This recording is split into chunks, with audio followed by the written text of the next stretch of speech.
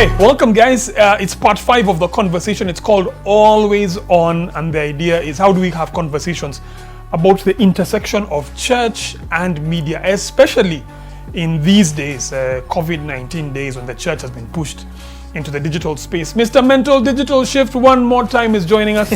Richard Njau, the man, the myth, the legend, digital legend himself. Gota. The new Gota. That's how we do it in this season. Hey, we've been having some great conversations. By the way, please, if you haven't caught the rest of this conversation, it's available on our YouTube platform. Please make sure you catch that on YouTube. But we've been having conversations, Richie, about numbers, right? And we've been saying, okay, so you look at, Nyashinsky's numbers, look at church's numbers in terms of live stream, what do we count, yada yada. We've talked about all of that. I want to ask you a question. And we had a really good chat about this. Is numbers the measure of success? If I'm a church and I'm counting my numbers, is that the measure of success? It's a double-edged sword. Yes, it is. No, it's not. So yes and no. Yes and no. Let me give a perfect example. In this COVID time, you just hear numbers of how many people have been losing their lives, and the numbers just keep, until now those numbers begin to not mean anything to you. So one of the things that I've actually done is I go watch stories of online.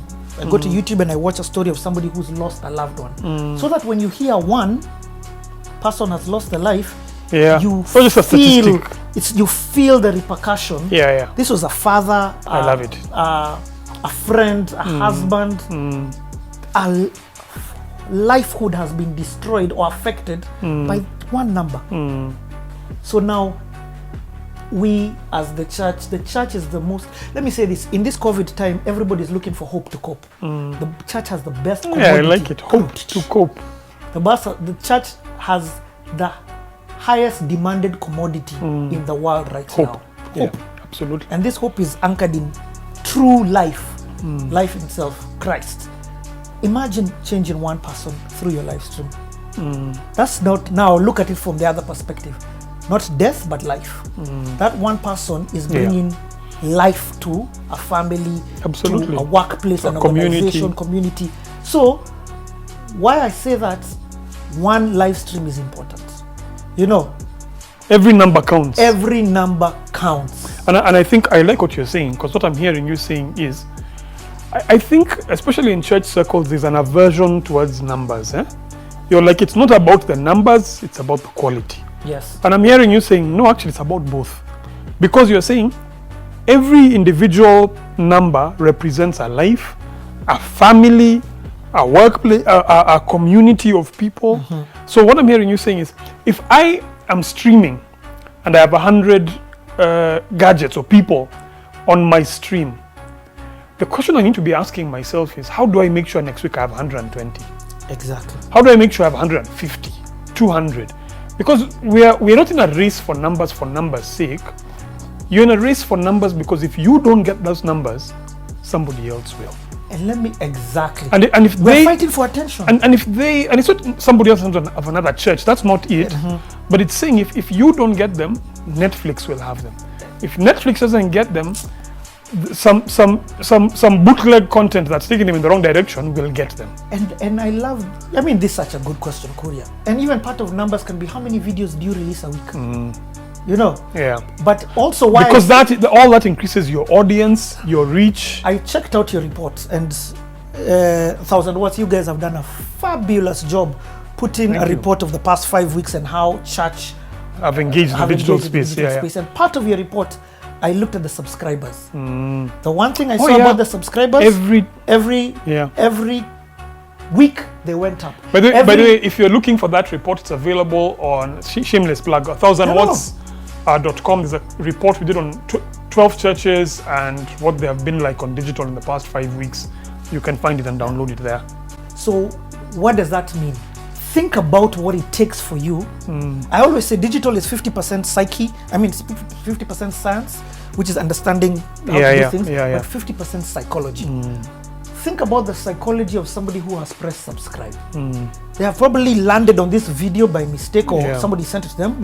They've engaged with the content. They loved it until they they thought, said, I want to follow more. this thing. I want more of this. Absolutely. Let me subscribe so I can be notified when more comes. So Richie, one of the things we are saying is, man, numbers are critical. When Jesus talks about people, making disciples at the ends of the earth, he's talking about people, numbers. And every number represents a life, it represents a person, a family. So yes, numbers is important. But can I just also add this? Yeah. Numbers are also not important if they are for the sake of getting numbers. And that's okay. Tell us about that. So if you're not in a race for numbers, for numbers' sake. If we all want numbers, we can get numbers now. Yeah. Put up your post and boost it. But if you're getting 1 million people watching, but those 1 million people, you've boosted the video to Japan where nobody speaks Swahili. Those videos that there's no. So Richie, you said yes, numbers is a measure of success, but no, it's not a measure of success. Let's talk about the no. So the no for me means, are people engaging with your content? Is your content relevant in their lives? Is the watch time, the things we talked about in the previous video, is there watch time on this? Is your content, are the numbers that you're getting, are they all viewers, or have they become consumers? Have they moved down to have they moved up to ambassadors? Yes. Are you feeling? Are you getting the feedback of the life change through whatever it is that you are doing? You get what I mean? Are all your pieces of content in one area and not affecting the different areas? For example, you're only doing a Sunday service every Sunday without fail, consistently wonderful, but you're not. Your vision is to help families, but you're not creating content on families. Your vision could be about finance. You're not creating content on that. Church, finance, business. You know what I mean? So there's a part here where you could be growing your numbers and still failing because you're not, whatever you're doing is not aligned to your vision and to who it is that you are. I want to close with this. I feel like we've been in phase one of this content creation, and phase one has a panic creation. You know what I mean? It has a very reactionary, knee-jerk. I mean, churches generally were not prepared. Even the most prepared were not prepared for not meeting on Sunday. So, and of every industry, the church I think has done the best. No, absolutely. The church has done very, very well. I must admit that. And I think the thing you're talking about, that every week our numbers in terms of subscribers and whatnot are growing, is evidence of that. But then phase one really was about knee-jerk reaction. Oh man, we have to create a service. Oh man, we have to do this. We've not thought about this. Now it's actually been 5-6 weeks since this happened, and I think now the churches that are, I think, wise are now entering phase two, where phase two is asking ourselves, okay, if this is the new normal, what does content creation now look like for us on Monday, on Tuesday lunchtime, Wednesday 5 a.m., Thursday, and are beginning now to ask themselves, how do we create now a regular, and that's the thing we talked about, I think in part 3, we talked about, now you think about yourself as a media house. And always on. So maybe what happened initially was that with your media house, you know how someone can start a radio station and all you have at the beginning is breakfast radio. You're like, let me test breakfast radio. Now we've passed the phase, breakfast radio is working and we have some numbers. We're asking ourselves, how do we fill out the rest of our time? How should churches be thinking in part 2? Again, good questions. We'll go to there. You're right, we're in a phase 2. Phase 1 was definitely, and the biggest change of phase 1 was just simply accepting digital and not fighting it. So people are not fighting it anymore. They're like, I need to get onto this place. So phase 2 is, so if you look at Sunday right now, there's a lot of similarities between church across the world, honestly speaking. Worship, announcements, service. Phase 2 is where you're going to distinguish. You're going to begin hearing, hey, for a lot of business conversation, church business conversations, look at this church, go to this church. They seem to be churning out a lot of content that, hey, for a lot of family conversations, hey, check this church. For a lot of kids conversation, why? Because in phase 2, you begin to break down your vision and your target audience and really begin to feed them, begin to engage them. So you begin saying, okay, my target audience is single women. A lot of the people who we've been called to reach are single women. So let's begin creating tailor-targeted content for them. So part of phase 2 is analyzing your vision, reanalyzing it and be like, okay, fine, this is what, this is what it is. Also your target audience, breaking it down, researching and asking them a few questions, and then beginning to have an always on mentality with them. And they are the ones, again, that's why I said the co-creation. They will guide you. Part of phase 2 will begin going deeper. So, okay, fine, there are these public conversations that we're having. So for example, on YouTube, we have a live stream, on Facebook, we have a live stream. But how can we move that conversation into small groups in WhatsApp? Where it's deeper. Absolutely. How can we open up a prayer line? Absolutely. How can we open up, it will become more intimate as you begin to move somebody from a viewer to a consumer. So it becomes more varied because you're speaking to maybe multiple, so you've got maybe single parents, you've got kids, you've got this, so you've got your multiple, but then you're saying it also becomes more intimate. Yes. And in a sense, what churches need to begin to do now is say, okay, I think now we figured out Sunday. We figured out our prime time slot. I always say it's like having a station and you've got Game of Thrones. You know, this is our big one. It's Sunday. But then what do I do with the rest of the week, and how do I begin to engage a little bit more intimately?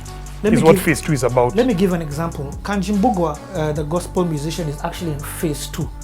He's been there for a while. So Kanjimbugwa puts out content about the worship arena, and then he gets people to move. By puts out, I mean on YouTube, on Facebook, publicly.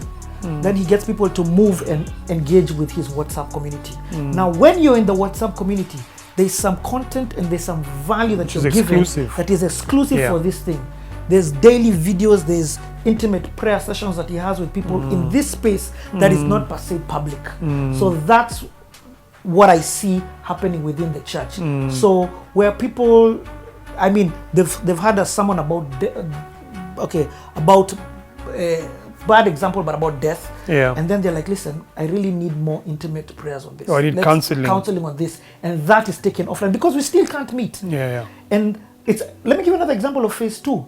People's churches programs that they already had previously. They're going to be like, how do I take Mizizi online? How do I do my parenting? Ropes. How do I take my ropes? How do I take my parenting class online? How do I take my... People are still getting married.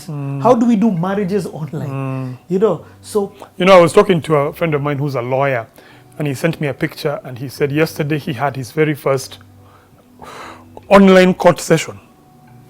And I was just like, oh, wow. So you're right. There's now a thing for... And I think phase 1 was about getting Sunday sorted. Yes. Phase 2 is coming back and saying, okay, so who are we? What are we about? And how do we make sure that all these things are still continuing? Our mission and our vision is still happening, but that we are using digital. And what I want to do, Richie, actually, is in the next part of this series, begin to talk about what are some of the tools that are available for churches in this season. Love it. So tools that are for giving. What are some useful tools that churches can use for giving? For conferences? For conferences, but also things like for community. You've talked about the WhatsApp community. I'd like to talk about that. What's WhatsApp? What's WhatsApp for business? What's WhatsApp community? What are all these different platforms? What things are available for churches in this season? So if you stay tuned to Always On, we'll continue with that conversation.